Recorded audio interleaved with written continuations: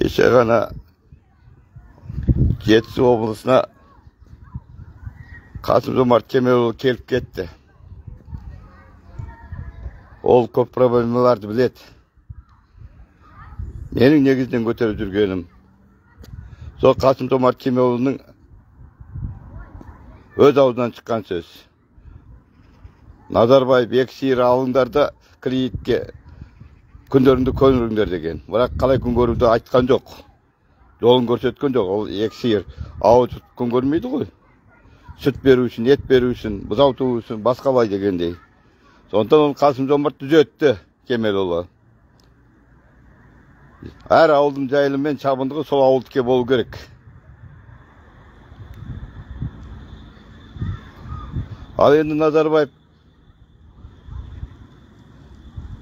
ауыл халқын азайтамын деп 1992 жылы ауыл шаруашылығына өзінше реформа жасады. Сол кезден бастап қысқасын айтқанда 100 гектар егістікке 1,5 теңге салық, 100 гектар шабындыққа жайылымға 2.000 теңге, шабындыққа 1 миллионға жетпейді. 4.000 теңге 100 гектарға. Бұлайша айтқан кезде егістік жерге 660 еседен астам қымбат төлеу керек шабындыққа салықты.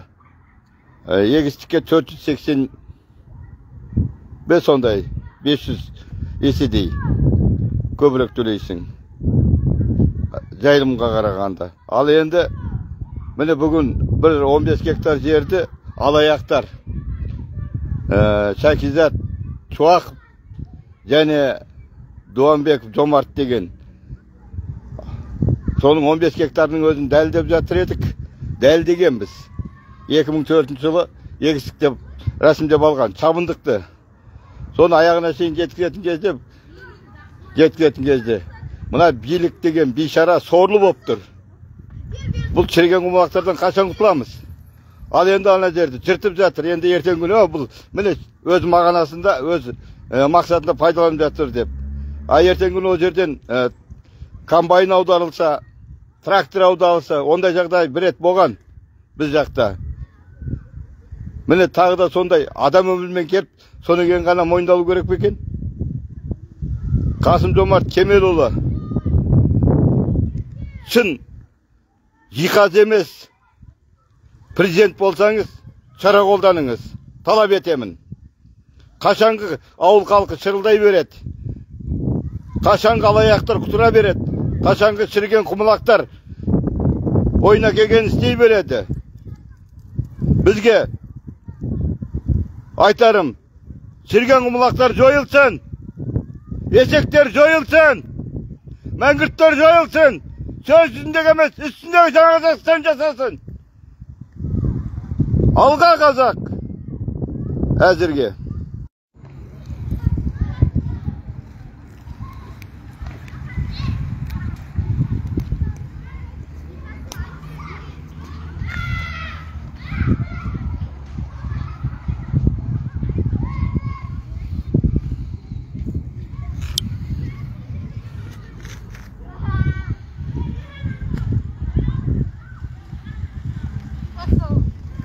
Salam.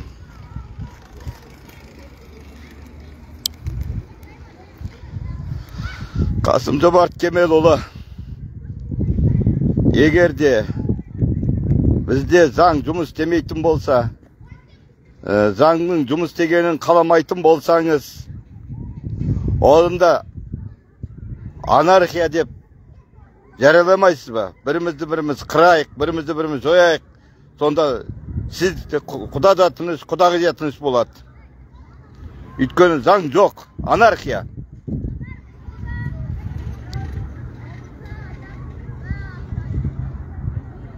Қашанғы халықты алдай бересіздер?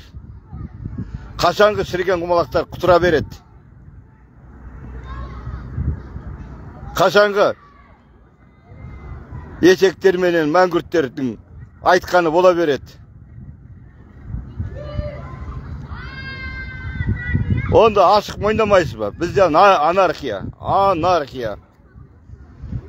Күші жеткен, әркім ойына келген істей береді деп.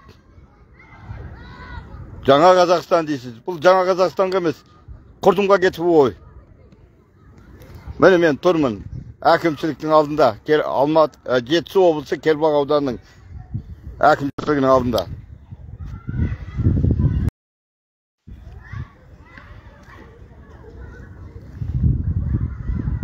Ақыр жұмыс істемейтін, халыққа қарсы жұмыс істейтіндердің керегі не? Бәрін қуу керек қой. Әзірге